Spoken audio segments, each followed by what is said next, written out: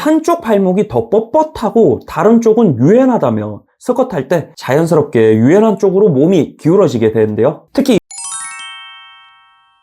스쿼트라는 운동은 하체 운동의 기본으로 알려져 있잖아요. 실제로 많은 사람들이 올바른 자세를 유지하지 못하는 경우가 많습니다. 특히 이 잘못된 자세는 부상의 위험을 높이고 운동 효율을 떨어뜨립니다. 오늘은 그래서 스쿼트 시 자세가 틀어질 수밖에 없는 이유와 많은 사람들이 놓치는 핵심 포인트를 분석하려고 합니다. 또 마지막에 구독자를 위한 영상도 있으니까 끝까지 시청해주세요. 스쿼트는 단순한 동작처럼 보이잖아요. 그렇지만 이 신체의 유연성, 코어 힘, 그리고 관절 가동 범위 등 다양한 요소가 필요해요. 특히 이 스쿼트를 할 때 발목의 유연성이 부족하거나 골반이 틀어지면 무릎의 위치가 다르거나 자연스럽게 자세가 무너질 수밖에 없어요. 이 부분에서 가장 많은 사람들이 겪는 문제가 바로 발목 가동성과 고관절 가동 범위인데요. 사실 많은 사람들이 이 발목 유연성 문제를 인식하지 못하고 단순히 힘이 부족하다고 생각하는 경우가 많아요. 하지만 스쿼트를 제대로 하기 위해서는 이 발목 가동성이 중요한 요소 중 하나인데요. 그렇기 때문에 스쿼트 시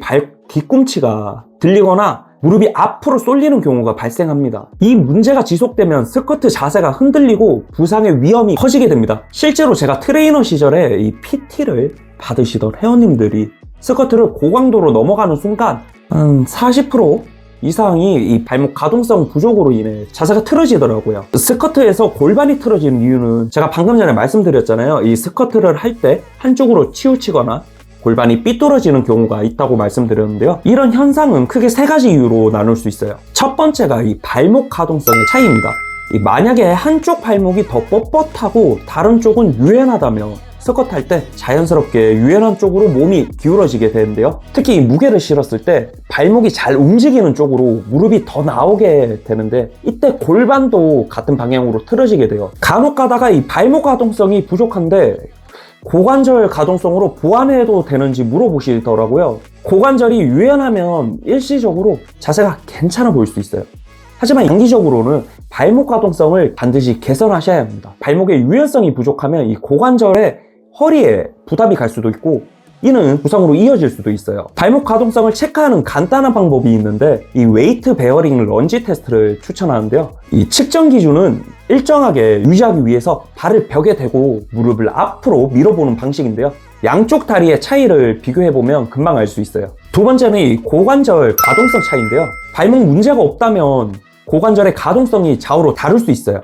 예를 들어서 왼쪽 고관절이 더 유연하고 오른쪽이 뻣뻣하다면 스쿼트 시 골반이 오른쪽으로 기울어지게 돼요. 이건 수정된 개구리 자세로 이 고관절 가동성을 체크해 보시면 쉽게 확인할 수 있습니다. 중요한 거는 골반이 틀어진 경우에는 이 스쿼트뿐만 아니라 데드리프트에도 영향을 준다는 거예요. 데드리프트 시에도 골반이 틀어지면 이 허리에 부담이 가거나 한쪽 햄스트링에 가부하가 걸릴 수 있어요. 특히 중량을 다룰 때는 틀어진 상태가 더 악화될 수 있으니까 반드시 교정해 주셔야 됩니다. 세 번째는 이 근력 및 신경 조절 문제인데요. 발목이나 고관절 문제가 없는데도 불구하고 스쿼트 할 때 자세가 틀어진다면 이 근력 불균형일 가능성이 큽니다. 한쪽 엉덩이 근육이나 햄스트링이 악하면 이 스쿼트 중 체중이 강한 쪽으로 쏠리게 됩니다. 특히 중량을 높이면 이 현상이 더욱 두드러지는데 질문을 하나 드려볼게요. 스쿼트 시 왼쪽으로 치우치면 오른쪽 무릎이 아픈 이유가 뭘까요?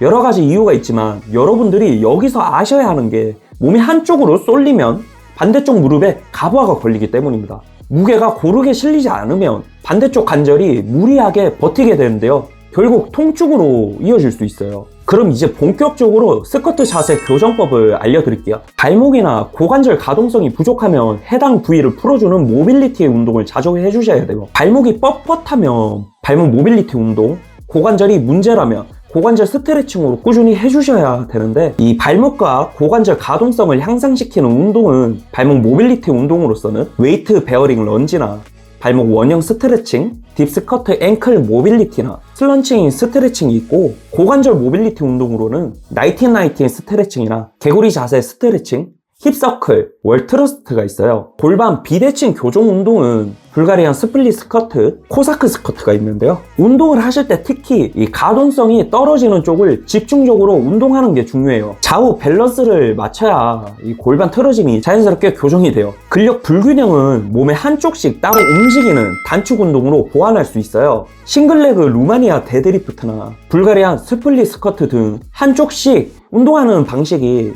약한 쪽 근력을 강화하는데 매우 효과적인데, 주의하셔야 할 게 처음에는 이 가벼운 무게로 시작해 천천히 무게를 늘리는 게 중요합니다.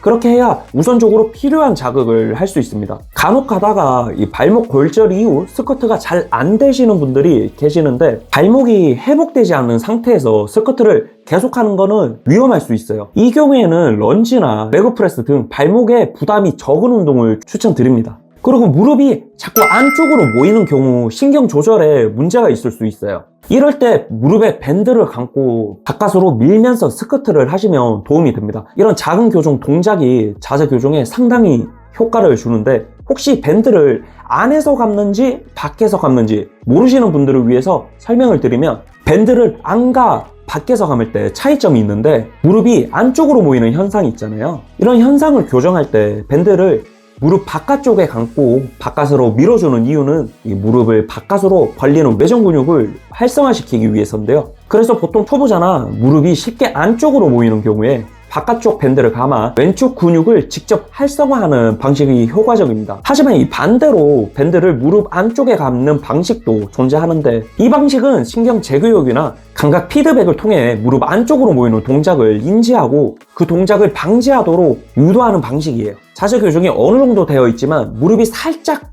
흔들리는 경우 안쪽에 밴드를 감아 감각 피드백을 통해 무릎의 움직임을 세밀하게 교정하는 것이 좋습니다. 스쿼트는 이 단순한 운동 같지만 전신을 사용하는 복합 운동이에요. 자세가 조금만 틀어져도 부상 위험이 커지고 운동 효율도 떨어집니다. 오늘 알려드린 이 교정 방법을 잘 활용하셔서 부상 없이 안전하게 운동하셨으면 좋겠어요. 그리고 제가 요즘 전자책을 준비하고 있어 정신이 없는데, 책을 간략하게 설명드리면 스스로 운동할 수 있는 방법을 아주 딥하게 만들고 있어요. 제가 트레이너 생활을 할 때 항상 회원들 입장과 트레이너 입장을 생각해서 상충할 수 있는 방법이 뭔지 계속해서 생각을 해보았던 적이 있었는데, 사실 회원들 입장에서는 이 수업이 저렴하지는 않잖아요. 근데 이런 비싼 비용을 지불한 만큼 배워가는 느낌이 부족하다고 느꼈고, 그리고 생각했어요. 그렇게 제대로 값을 지불한 만큼 혹은 스스로 하더라도 정답을 찾을 수 있는 내용을 다루고 있어요. 아마 책은 거의 완성 단계여서 조만간 출시할 예정이니까는 기대해 주시고요. 영상을 끝까지 시청해 주셔서 감사합니다. 지금까지 운동의 미학이었습니다.